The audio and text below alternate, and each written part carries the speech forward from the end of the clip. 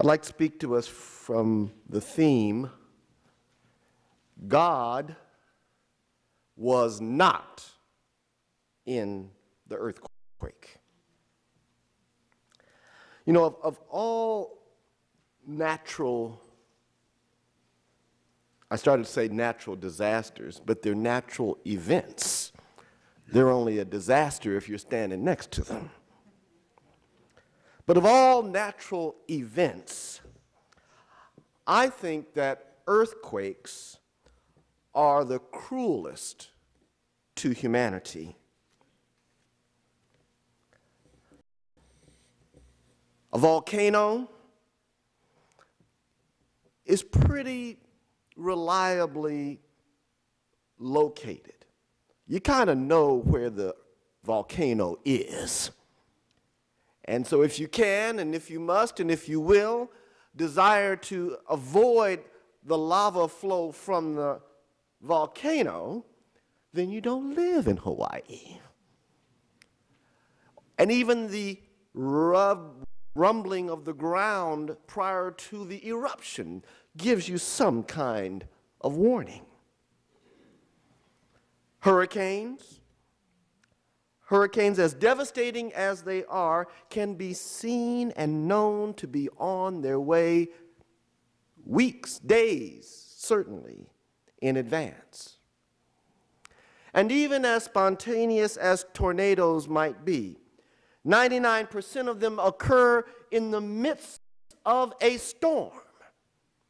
And so you know when the conditions are right that a tornado could touch down in the next several hours. Snowstorms. Well, it's got to be snowing. But earthquakes are cruel. Cruel in their suddenness. Cruel in their surprise. No warning. Just sudden destruction. They are devastating in their power, unrelenting in their breadth. There is no place to run to in an earthquake. There is no place of escape. It seems as though the whole world is shaking. They are sinister as they trigger other disasters right behind the earthquake. The earthquake breaks the dam which floods the town, explodes the power plant that causes fires. They are sinister events. How many of you have been in an earthquake? Okay. I'm scared of y'all. I think I've been in every California earthquake there's been since I've been alive. And I've moved back and forth to California, to New York, to Massachusetts, to Missouri, but I always seem to be in California for the earthquakes. And they are very, very scary things. Haiti is experiencing one of the worst earthquakes in our modern era. There have been others that have been out of sight, have not received the media scrutiny that this one has. I remember a paragraph in the New York Times in 1974, I think it was. Earthquake in China kills 250,000. But no pictures, no film, no video, no internet, no YouTube. But now we still don't know how devastating this earthquake will turn out to be.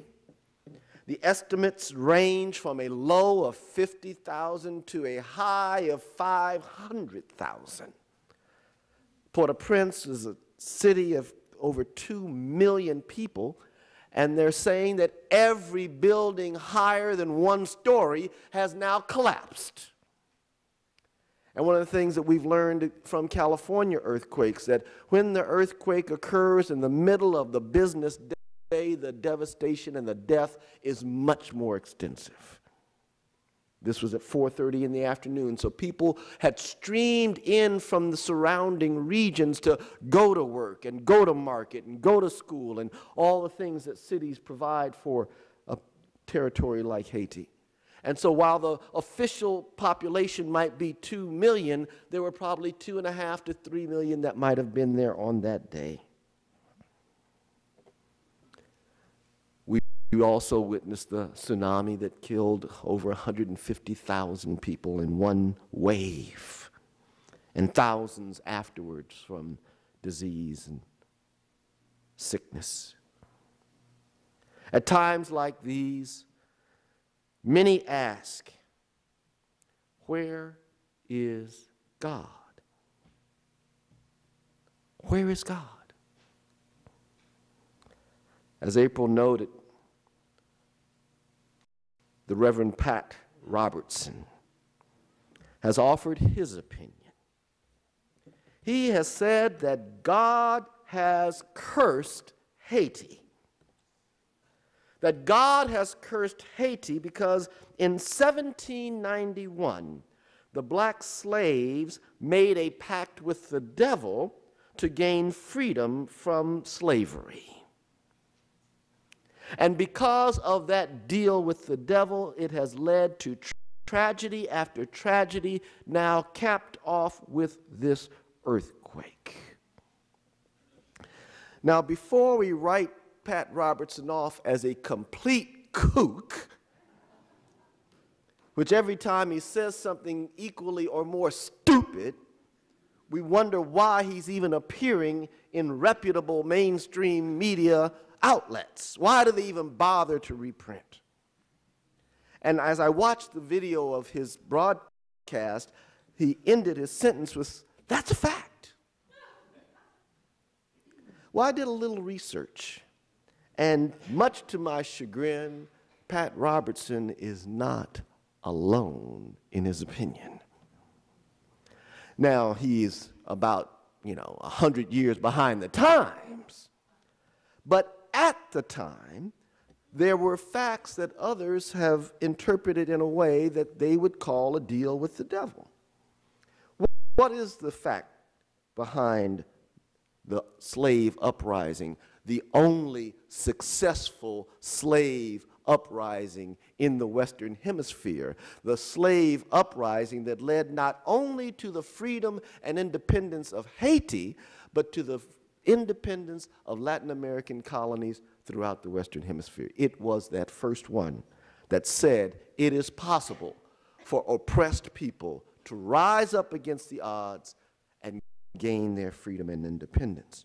So at the time, the colonial powers said the only way that black slaves could defeat white Europeans is if they made a pact with the devil.